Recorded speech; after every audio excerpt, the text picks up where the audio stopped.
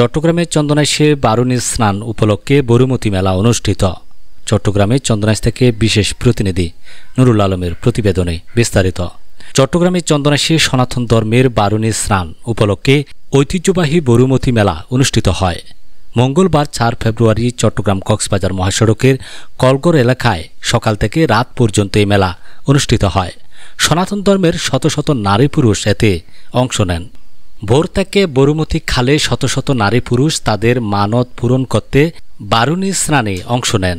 দীর্ঘ অর্ধশত বর্ষ পূর্ব থেকে প্রতিষ্ঠিত এ মেলায় এসে সনাতন ধর্মের নারী পুরুষেরা তাদের মনের বাসনা ও রোগমুক্ত হওয়ার জন্য বরুমতী খালের জলে স্নান করে থাকেন। তাদের ধারণা এ বরুমতী খালের জলে স্নান করলে মনের বাসনা পূরণ হওয়ার পাশাপাশি রোগমুক্ত হয়। তাছাড়া সকাল থেকে বিকাল পর্যন্ত চলে বিভিন্ন ধরনের পূজা অর্চনা। মেলায় আসা লোকজনদের মাঝে সওদা করে থাকেন এলাকার বিভিন্ন শ্রেণীর ক্ষুদ্র ব্যবসায়ীরা। এ মেলার প্রধান আকর্ষণ মানকচু। এবছরও তার ব্যতিক্রম ঘটেনি।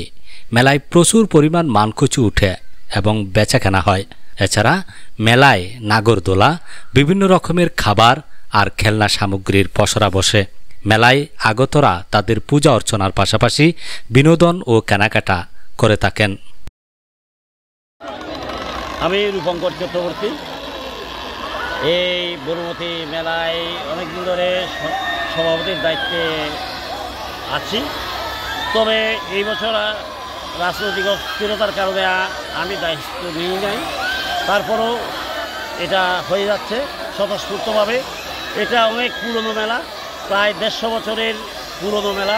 আমরা ছোটোকাল থেকে দেখে আসছি। এটা তথা চট্টগ্রামের একটা ঐতিহ্যবাহী মেলার মধ্যে এটা অন্যতম একটা মেলা। খুব বড় কোনো মেলা বসত। আগের দিন 100-200 দোকানপাট এখানে চলে আসতো।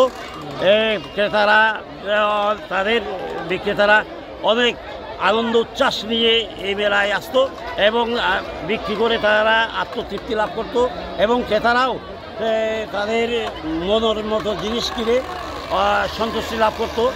এটা একটা মিলন মেলায় পরিণত হয়েছে বর্তমানে। তাই এই মেলাটা মূলত এই মেলাটা এখন কিন্তু মানকচুর জন্য খুব বিখ্যাত মেলা হয়ে দাঁড়িয়েছে।